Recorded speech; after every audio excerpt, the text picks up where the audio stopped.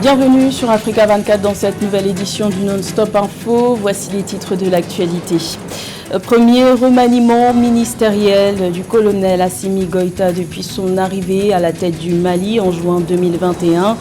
Un nouveau gouvernement moins inclusif a vu le jour. La feuille de route de cette nouvelle équipe a été dévoilée. Détail à suivre dans cette édition. Le premier forum Invest in Sénégal a ouvert ses portes ce 6 juillet dans la ville de Diamniadio. Un rendez-vous de 3 jours pour rendre le Sénégal plus compétitif sur le plan international. Plus de 3000 participants y sont attendus. Et quelles solutions pour divertir les enfants lors des congés d'été ?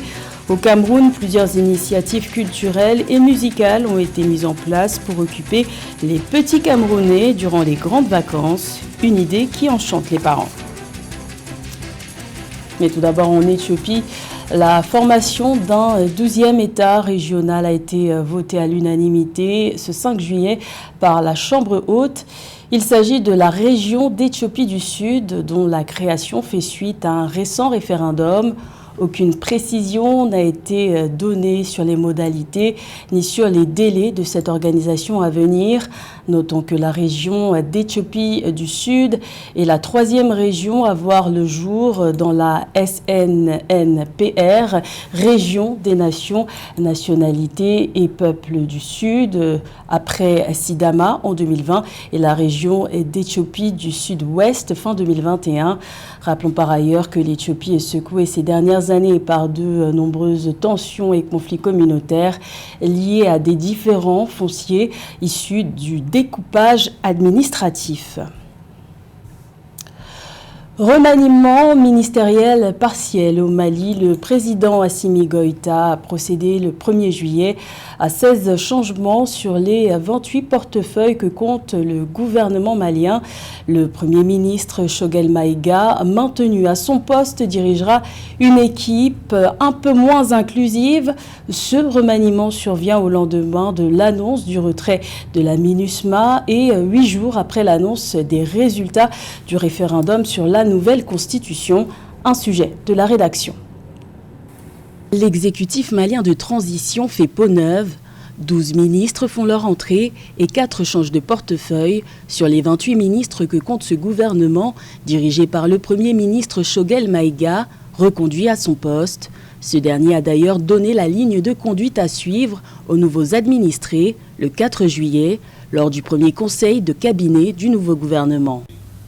Je souhaite que le gouvernement que j'ai l'honneur de diriger n'ait aucun complexe à pouvoir regarder notre peuple en face et de dire, je cite, « Voilà ce que nous avons pu faire dans un horizon temporel limité et marqué par des contraintes endogènes et exogènes telles que l'insécurité généralisée, les effets post-Covid, les sanctions illégales, illégitimes de la CEDEAO et de l'UEMOA, l'hostilité inégalée envers notre pays de certains partenaires historiques, la non-acceptation de fait ou la controverse créée par certaines composantes de la nation, de l'esprit du M5 RFP et du sens profond du changement du 18 août 2020. Les conséquences inattendues de la crise russo-ukrainienne. Pas de représentants de la classe politique malienne traditionnelle, mais un renforcement de la présence militaire au sein du gouvernement. Le nombre de cadres des groupes armés signataires de l'accord de paix de 2015 a diminué. Ce nouvel exécutif est présenté par le Premier ministre comme un gouvernement de mission dont l'objectif principal est d'accélérer le processus de construction et d'implémentation du Mali. Notre pays doit continuer à assurer sa présence dans le concert des nations à travers sa diplomatie, toujours centrée sur la défense des intérêts vitaux de notre pays, dans le sens des nouveaux rapports de force que nous avons contribué fort heureusement à créer pour l'affirmation de notre souveraineté, de la défense de l'indépendance, de l'unité, de l'intégrité, de la dignité de notre peuple. Le nouveau gouvernement malien aura notamment pour mission de poursuivre l'exécution du chronogramme électoral en vue d'organiser l'élection présidentielle qui marquera la fin de la transition politique pour un retour des civils aux affaires en février 2024. Également dans l'actualité, au Burkina Faso, au moins 15 civils ont perdu la vie ce 5 juillet dans une attaque terroriste présumée à Sorga, dans l'est du pays. Selon les sources sécuritaires locales, c'est au petit matin que les assaillants ont attaqué le village à bord de motocyclettes. S'en est suivi un départ massif de population fuyant les incursions des groupes armés. Plusieurs blessés sont à déplorer. Cette attaque survient après celle du 3 juillet, au cours desquelles au moins 71 soldats et supplétifs civils de l'armée ont perdu la vie. 3 attaques terroristes présumées distinctes perpétrées dans le centre-nord du pays. Il s'inscrit comme un événement de rang mondial. Le premier forum Invest in Sénégal a ouvert ses portes ce jeudi 6 juillet à Diamniadio, à 30 km au nord de la capitale Dakar. Ce rendez-vous de 3 jours est consacré au développement des marchés locaux et régionaux dans une logique d'intégration. Il a pour objectif de rendre le Sénégal plus compétitif sur le plan international. Les précisions de notre envoyé spécial à Diamniadio, Philomentine. Invest in Sénégal, le premier forum international des investissements au Sénégal, s'est officiellement ouvert ce jeudi 6 juillet 2023 au Centre international de conférence Abdou Diouf de Diamniadio à Dakar. Organisé par l'Agence pour la promotion des investissements et des grands travaux APIX, le forum Invest in Sénégal, qui vise à connecter les porteurs de capitaux aux porteurs de projets sénégalais, attend environ 2000 à 3000 participants. Ce forum a été conçu comme une plateforme de rencontre entre les décideurs des secteurs publics et privés. C'est une opportunité pour les autorités sénégalaises d'exposer et communiquer aux investisseurs locaux, régionaux et internationaux sur tout ce qui fait du Sénégal une terre attractive pour leurs investissements. Alors que les autorités sénégalaises visent un taux de croissance à 2 chiffres pour 2023, cette initiative doit permettre d'atteindre ces objectifs macroéconomiques qui doivent pouvoir se refléter sur le niveau de vie des populations. Pour Africa 24, Philomentine et Abdoulaye Pouy depuis Diamniadio à Dakar, au Sénégal. La question des investissements entre la Chine et le Niger est au cœur d'une rencontre entre le président Mohamed Bazoum et l'ambassadeur chinois Jiang Feng. Ce dernier a été reçu en audience le 3 juillet à la présidence de la République du Niger. Un projet de parc industriel à Niamey est en gestation dans le cadre de la coopération bilatérale entre les deux pays. Les explications de Marie-Raphaël Antolo. Dans le cadre des actions de coopération bilatérale entre la République du Niger et la Chine, les autorités nigériennes ont annoncé la construction d'un parc industriel à Niamey, la capitale du pays. Selon les autorités, ce parc va couvrir des domaines tels que l'agroalimentaire, l'industrie manufacturière, les mines et l'immobilier.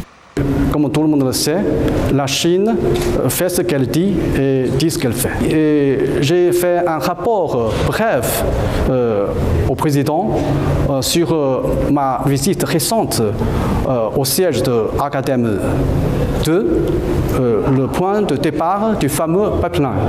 Situé au cœur du Sahel, le Niger a une économie peu diversifiée, dépendante de l'agriculture pour 40% de son PIB selon la Banque mondiale. Le niveau d'extrême pauvreté, qui s'élevait à 41,8% en 2021, a touché plus de 10 millions de personnes. Ainsi, la construction de ce parc industriel attribué à la Chine devrait permettre à ce pays de 25 millions d'habitants de booster son économie. Avec l'accomplissement de ces pipelines, et le Niger va connaître un essor économique dans l'avenir. Depuis 1974, date de l'établissement des relations diplomatiques entre la Chine et le Niger, presque tous les grands projets structurants de la capitale nigérienne ont été réalisés par la Chine. Du stade Omnisport de Niamey à l'hôpital général, le référence, en passant par les ponts sur le fleuve Niger ou encore les échangeurs et autres routes. La construction de ce parc industriel de Niamey, selon des experts nigériens, est la concrétisation des résultats du forum d'investment Chine-Niger tenu le 26 avril 2023. La Côte d'Ivoire prend des mesures pour protéger ses ressources halieutiques. Les autorités ivoiriennes ont décidé d'interdire la pêche artisanale pour une période d'1 mois et la pêche industrielle pour 2 mois dans les eaux du pays. Ces 2 restrictions sont entrées en vigueur le 1er juillet.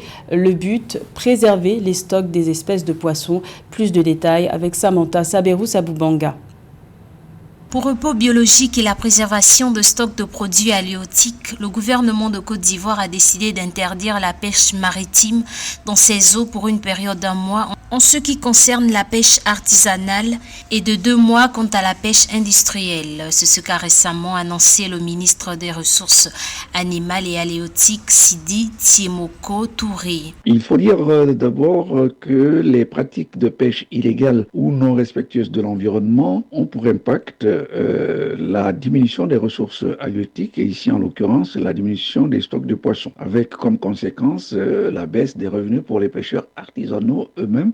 En effet, le ministre a invité tous les acteurs du secteur à respecter la mesure qui vise à préserver les stocks des espèces de poissons et à garantir leur reconstruction dans les conditions naturelles normales à l'abri de la pêche. Selon certains observateurs, la démarche de la fermeture saisonnière de pêche est louable. Seulement, la baisse des activités liées à la pêche contribue également à une réduction de sources de revenus des acteurs de ce secteur.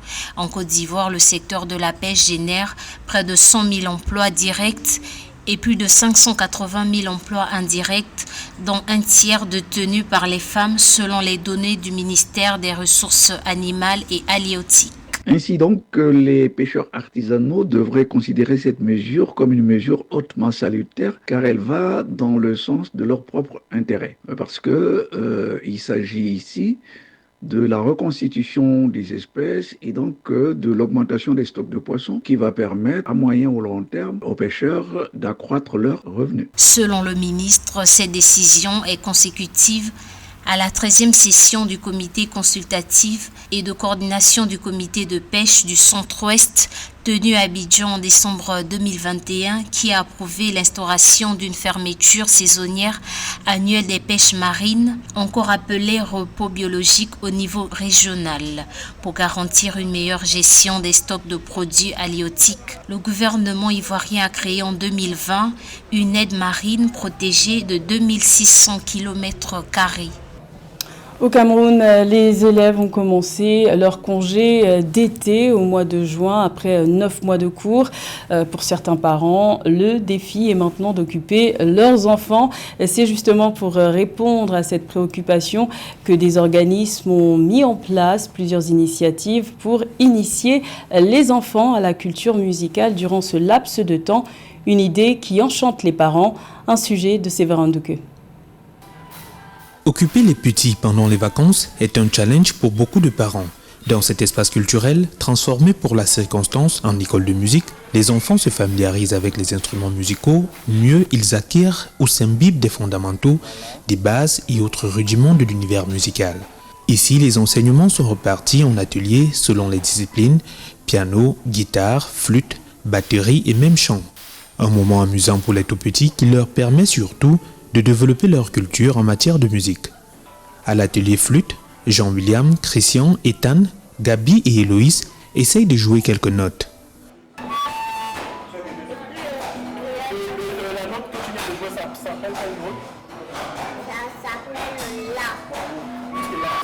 Il s'agit de leur montrer comment on joue les notes basiques, de leur donner les noms de notes, par exemple le si, le la et le sol.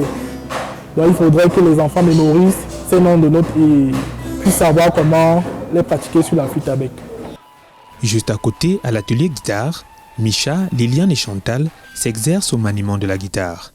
Entre autres exercices à pratiquer, comment tenir une guitare, mais surtout la pratique du déliateur, un exercice qui consiste à travailler le dynamisme des doigts sur les cordes. Chantal, 11 ans, et élève au lycée, a choisi cette activité pendant les vacances pour développer son amour pour la guitare.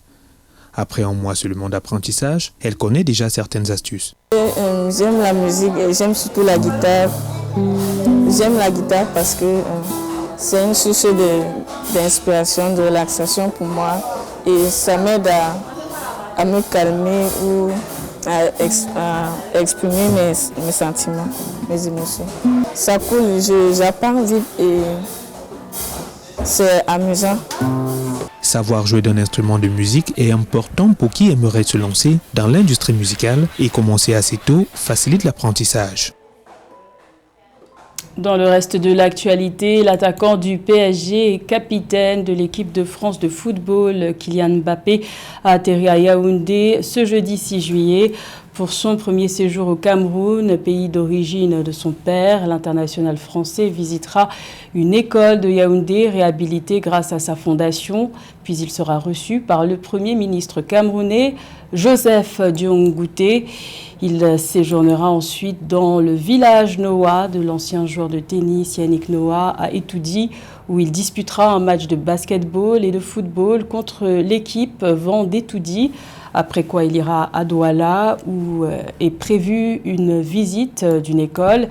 Son séjour s'achèvera samedi par une visite de l'île de Djebalé, terre natale de son père. Notons que l'arrivée de Kylian Mbappé ce jeudi à Yaoundé a suscité un réel engouement au sein de la population camerounaise. C'était le journal de la rédaction. Merci de l'avoir suivi. L'information continue sur Africa 24.